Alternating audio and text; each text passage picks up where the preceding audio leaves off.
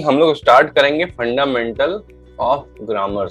So fundamental of grammar में बहुत simple चीजें मैं आपको बताऊंगा जो कि मोस्टली रिलेटेड होगी आपके लिए स्पीकिंग इंग्लिश से। मतलब ये स्पीकिंग में बहुत ज्यादा यूज होगी। आपको प्रैक्टिस कैसे करना है आगे हम ये सब चीजें कवर करेंगे आगे लेक्चर्स में, उसमें ये सब चीजें बहुत काम आएगी। तो इसको बहुत अच्छे से समझिए और इसको याद रखिएगा।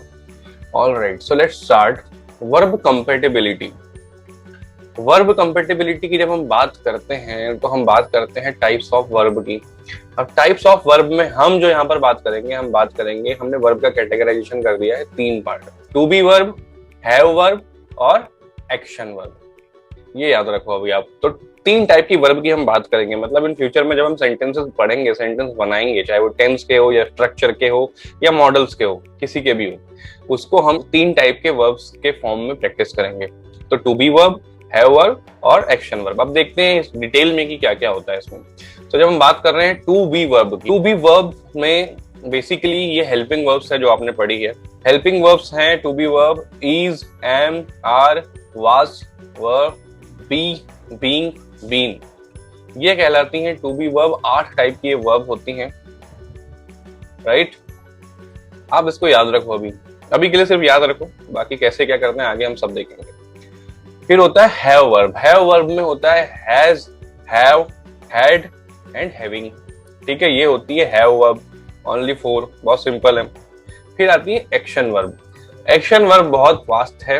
हिंदी में जब हम बोलते हैं खाना, पीना, रहना, सोना, पढ़ना, जहां पे भी ना आता है लास्ट में, वो सब एक्शन का सेंस आता है, उसको हम एक्शन वर्ब बोलते हैं। Sleep, walk, talk, play, read, learn, study. ठीक है, ये सब है एक्शन वर्ब। एक्शन वर्ब बहुत सारी होती है। एक्शन वर्ब के 3 फॉर्म भी होते हैं: फर्स्ट फॉर्म, सेकंड फॉर्म और थर्ड फॉर्म। ऐसे 3 फॉर्म्स में भी उसको कैटेगराइज करते हैं, जैसे कि sleep, slept, slept, play, played, played, इस टाइप से।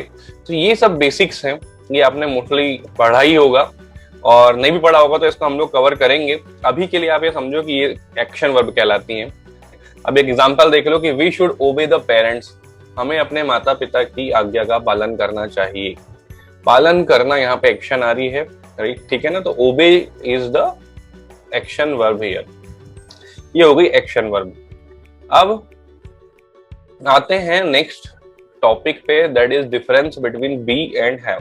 फंडामेंटल ऑफ ग्रामर में हम इसको कवर कर रहे हैं, कि बहुत इंपॉर्टेंट है स्पोकन के नजरिए से, क्योंकि बी और हैव का हमको बहुत ज्यादा यूज करना होता है। अभी आप समझोगे ये सब चीजें अच्छे से। सो बी और हैव का यूज कब करना चाहिए, ये चीज समझो अभी आप। कैटेगराइजेशन ऑफ द वर्ब्स हमने देख लिया। अब हम देखते हैं बी और हैव में डिफरेंस क्या है। सो बी का मतलब होता है, बी यानी होता है होना, और हैव का मतलब होता है पास होना। कोई चीज जब हमारे पास होती है उसके लिए हैव का यूज करते हैं, और कोई चीज जब हम क्वालिटी के बारे में बात करते हैं, अपने अंदर खुद की क्वालिटी, किसी और की क्वालिटी के बारे में बात करते हैं, तो हम बी का यूज करते हैं। Like we should be honest. अब यहाँ शुड के लिए भी हमारे पास एक पूरा टॉपिक है, बहुत अच्छे से कवर होगा, डोंट वरी फॉर दैट। अभी के लिए बस आप बी पर फोकस करो।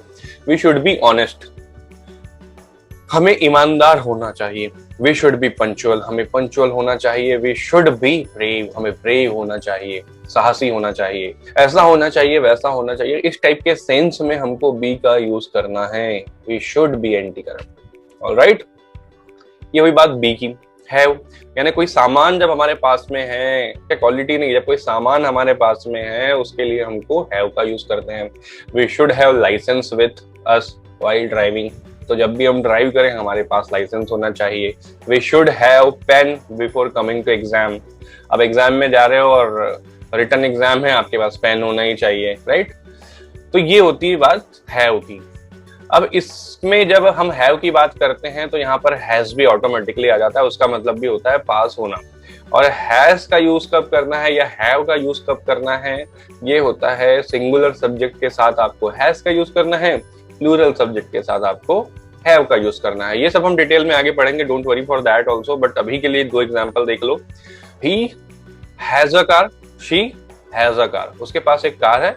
आई have a car, you have a car, we have a car. मेरे पास एक कार है, आपके पास एक कार है, हमारे पास एक कार है। यानी कार एक वस्तु है जो हमारे पास है।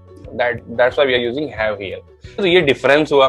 अब ऐसे बहुत सारे बी और हैव के सेंटेंसेस आप अभी बना बना के प्रैक्टिस करो इस टॉपिक को समझने के बाद। आगे हम और देखेंगे प्रैक्टिस सेशन में कि टिप्स एंड ट्रिक्स क्या क्या हैं, पर अभी के लिए थोड़ा प्रैक्टिस करो। चलो let's move to the next topic now. Modal fundamental of grammar में ये भी कवर होता है, बहुत इंपॉर्टेंट है। ये सब हम लोग बहुत डिटेल में कवर करेंगे एक एक टॉपिक को, don't worry for that. So 13 modals we have. Will, would, can, could, may, might, must, shall, should, ought to, need to, dare, used to। ये सारे मॉडल्स हैं, 13 मॉडल्स। 13 मॉडल्स को भी आपने समझ लिया तो बहुत कुछ आपके अंदर कैपेबिलिटी आ जाएगी इंग्लिश में बात करने की। अब रूल क्या है? Golden rule, remember, always remember this now. Model क्या होते हैं ये आप समझ गए। मॉडल के साथ हमेशा हमेशा हमेशा वर्ब का फर्स्ट फॉर्म यूज होता है। This is the golden rule, remember it. एक बार याद रख लो, मन में सोच लो, मॉडल के साथ हमेशा वर्ब का फर्स्ट फॉर्म यूज होता है। ये बहुत काम आने वाला है, आगे हम बहुत डिटेल में देखेंगे, बट अभी याद रखो। Next, again verb compatibility. So जब भी हम डू, डज और डिड की बात करते हैं, डू, डज और डिड के साथ हमेशा वर्ब का फर्स्ट फॉर्म यूज होता है। Again golden rule, okay. So do, does और डिड कहीं भी किसी भी सेंटेंस में अगर आ गया, चाहे वो सिंपल सेंटेंस हो, नेगेटिव सेंटेंस हो, इंट्रोगेटिव सेंटेंस हो, डू, डज और डिड का यूज कर लिया सेंटेंस में कहीं भी, तो याद रखना कि वर्ब उस सेंटेंस में फर्स्ट फॉर्म में ही यूज होगी।